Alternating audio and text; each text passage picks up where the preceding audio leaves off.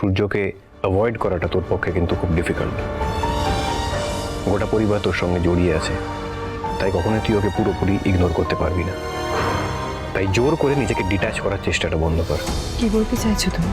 বলতে চাইছি, কান্না পেলে কাঁদবি, নিজেকে জোর করে ডিট্যাচ করার চেষ্টা করিস না। তোর বাঁচার অধিকার আছে, হাসার অধিকার আছে, কাঁদারও অধিকার আছে। এর মধ্যে লজ্জা পাওয়ার কিছু নেই দীপা। সবাই অপেক্ষা করছে, নিজেকে সামলে নিয়ে ঠিক করে আয়। অর্জুনদা, তুমি এভাবে বন্ধু হিসেবে কিছু অধিকার তো আমার আছে নাকি? ওটুকু দিস আমায়, বাকিটা আমি বুঝে নেব। আমার ভয় করে। ভয়? কিসের ভয়? কেন ভয়? এত কিছু ঘটে যাচ্ছে, তাও তুমি কত শান্ত, ঠান্ডা বরফের মতো, তাই ভয় হয়। ঠান্ডা বরফের মতো? মাঝে মাঝে আমারও মনে হয় কি করে আমি এত শান্ত। তখনই আবার মনে হয় শান্ত থাকতে না পারলে বোধহয় বেঁচে থাকাটাই ডিফিকাল্ট হয়ে যাবে। যাই হোক, তুই আয়।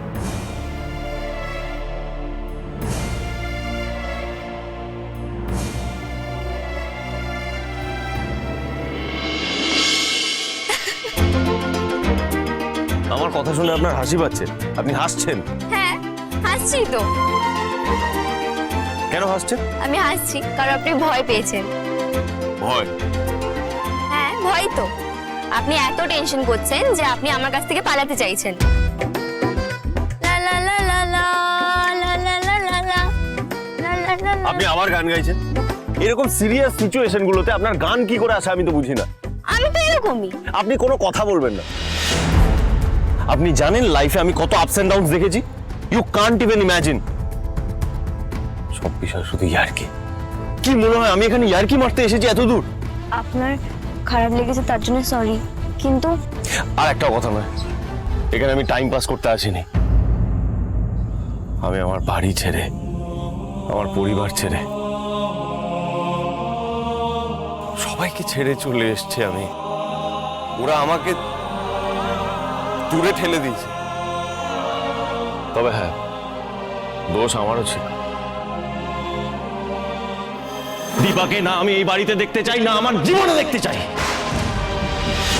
যেই দেখলে তোমার ওই সাজানো দাদার গল্পে এখানে কিছু হয়নি, অমনি বাড়িতে একটা এন্ট্রি নিলে, আবার নোংরা খেলাটা শুরু করলে।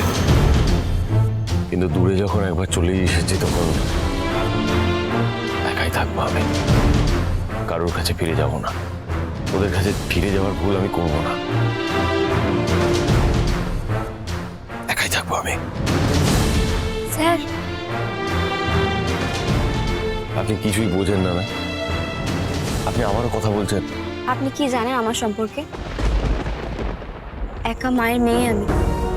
আমার বাবাকে আমি সেটাও জানি না। মা শুধু বলেছিল মেয়ে হয়ে জন্মেছিলাম বলে মাকে তাড়িয়ে দিয়েছিল শ্বশুর বাড়ি থেকে। মায়ের একটা ডিফিকাল্ট অসুখ হয়েছিল, টাকা পয়সাও কিছু ছিল না। একজন ডক্টর দয়া করে মায়ের ট্রিটমেন্ট করেছিলেন।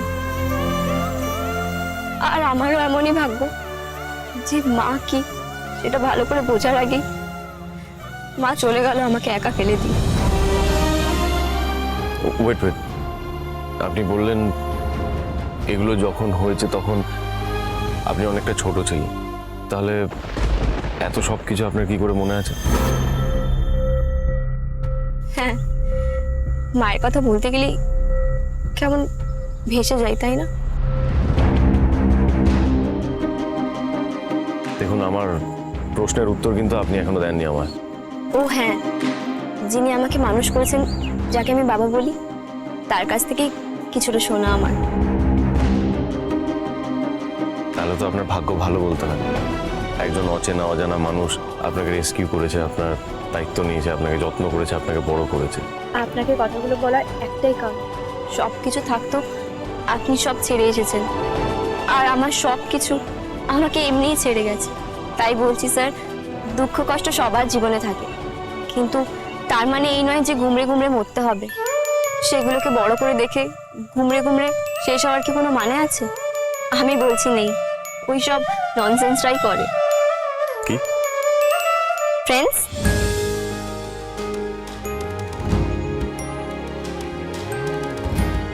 একটাই তো লাইফ স্যার, আফসোস নিয়ে মরা যাবে না। কি হলো, হাত মেলান?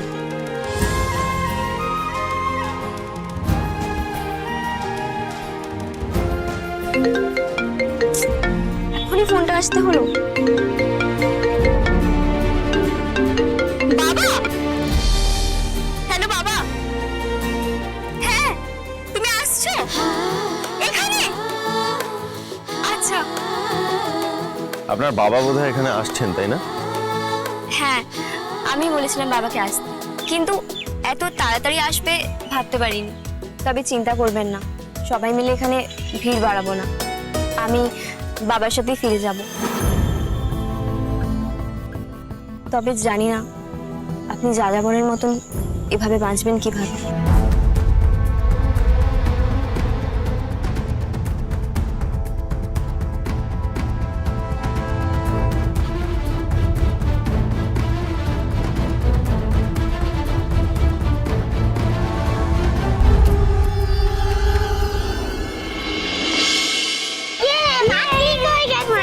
কি হচ্ছে রূপা?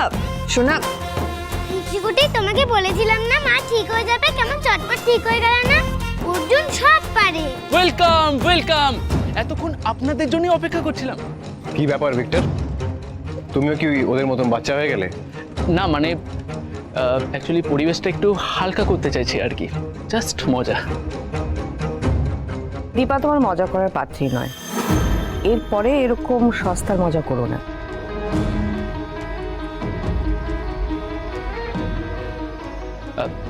সরি সরি সবাইকে, আসলে দারুণ একটা কাজ করেছেন আপনারা। সব কিছু ভালো হোক আর দীপাস ছড়িয়ে পড়ুক তার সুন্দর গন্ধের মতন দূর থেকে দূরে। এই রে, অনেক দেরি হয়ে আছে না, এবার আমাদের বেরোতে হবে। হ্যাঁ তিস্তা, চলো। না,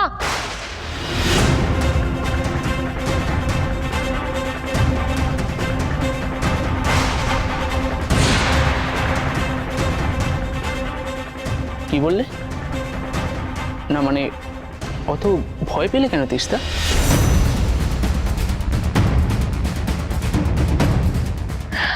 ভয় পাবো কেন? না মানে আমি বড় মাদের সাথে থাকবো, এখানে এত কিছু হচ্ছে না, আমার ইচ্ছে করছে থাকতে।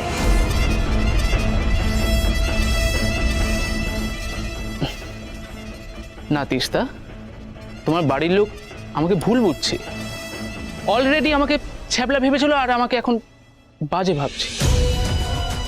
সবাই ভাবছে তুমি আমাকে ভয় পাও। সরি, আমি কিন্তু এটা মেনে নিতে পারবো না। ইচ্ছে হলে মাঝে মাঝে এসে দেখে যাবে। এখন চলো। হ্যাঁ চলো, প্লিজ ভিক্টর। অনেকটা সময় কাটিয়েছো এখানে, এখন চলো। তিস্তা এখানে থাকতে চাইলে প্রবলেমটা কি ভিক্টর? দাদা, আমার কোনো প্রবলেম নেই, কিন্তু তিস্তা থাকলে ওর অনেক প্রবলেম হবে। আমি জানি তিস্তা থাকলে ওর বৌদিমণির ওপর অনেক প্রেশার বেড়ে যাবে। তিস্তা তো এই বাড়িতে নতুন নয়, এখানে কি কি প্রবলেম আছে না আছে ও তো খুব ভালো করেই জানে। হ্যাঁ তাও ও পারবেন না। তিস্তা, কি হয়েছে বলো তো? আমার মন বলছে কিচ্ছু ঠিক নেই। ও দিদি, আমি কেমন তিস্তা, আবার কাঁদছো? আর কত দোষে ভাগিদার করবে আমাকে? চলো। দাঁড়াও, ওর হাতটা ছাড়ো। ও থাকতে চাইলে থাকবে, কিন্তু ওকে যাওয়ার জন্য তুমি জোর করবে না।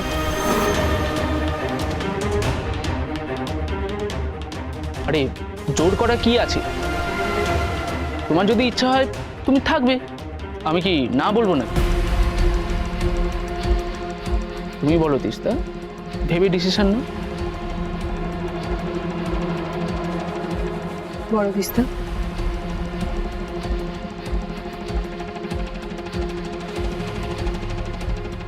কেন আমাদেরকে নিয়ে পড়েছো বলো তো বৌদিদি? বলেছিলাম থাকবো, কিন্তু আমি তো এখন একা নই বৌদিদি, আমারও কিছু দায়িত্ব আছে।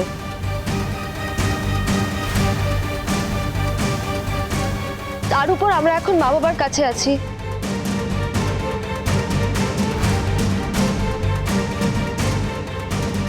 এগুলো তিস্তার মনের কথা না, বলতে হয় বলছে। কিছু তো একটা ব্যাপার আছে। দীপা দিদি, প্যাকেজিং এর কাগজগুলো। হ্যাঁ, আপনি এদিকে আসুন, এখানে রাখুন।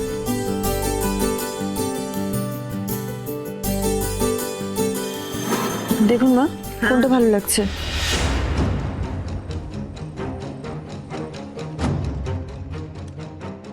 দেখুন না মা, কোনটা ভালো লাগছে? হ্যাঁ, পরেরটা দেখি। হ্যাঁ, এইটা দেখুন। ভালো, এটাও ভালো। হ্যাঁ, এইটা ভালো না? ভালো না এটা? হ্যাঁ, এদিকে pack তাহলে না এটাই থাক। কিন্তু এখন কতটা কি লাগবে, এর জন্য তো একটা খরচা আছে, বেশ টাকাটা জোগাড় করতে হবে। বলছি যে দীপা, ফুলের তো কিছু টাকা আসবে আর কিছু টাকা আমার কাছেও আছে। হ্যাঁ হ্যাঁ দাদা, আমি সেটাই ভাবছিলাম, কিন্তু এ কি, তিস্তারা কোথায় গেল? ও তো ভেতরে গেল, ভিতরে গেল? ভিক্টরি তো ওকে নিয়ে গেল।